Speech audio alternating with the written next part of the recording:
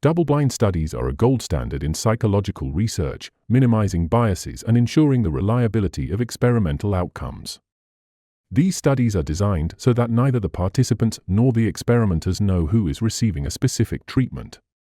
This method combats two main forms of bias: experimenter bias and participant expectancy effects.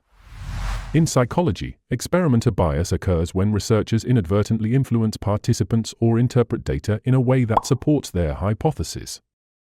Participant expectancy effects, also known as demand characteristics, arise when participants modify their behavior based on their perceptions of the experiment's purpose.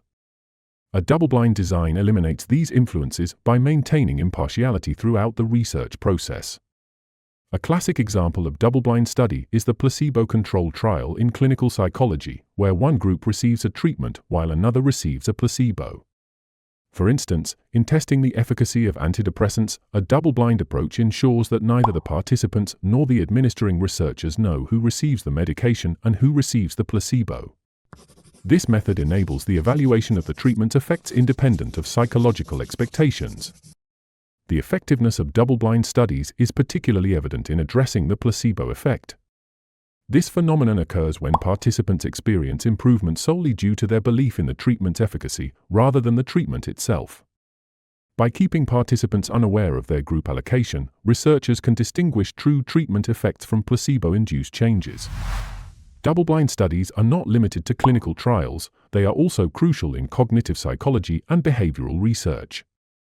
For instance, studies examining the impact of stimuli on attention or memory often employ double-blind designs to prevent experimenters from unintentionally signaling cues to participants. Despite their strengths, double-blind studies face challenges. Blinding can be difficult to maintain in certain interventions, such as behavioral therapies, where the therapist's involvement is central. Additionally, logistical constraints, such as the need for multiple experimenters or sophisticated protocols, can increase the complexity and cost of such studies. Ethical considerations are paramount in double-blind research. Transparency with participants about the possibility of receiving a placebo or alternative treatment must be balanced with the need to maintain the study's integrity. Institutional review boards often assess double-blind studies to ensure ethical compliance. The use of double-blind studies has advanced psychological research significantly, contributing to evidence-based practices and fostering trust in findings.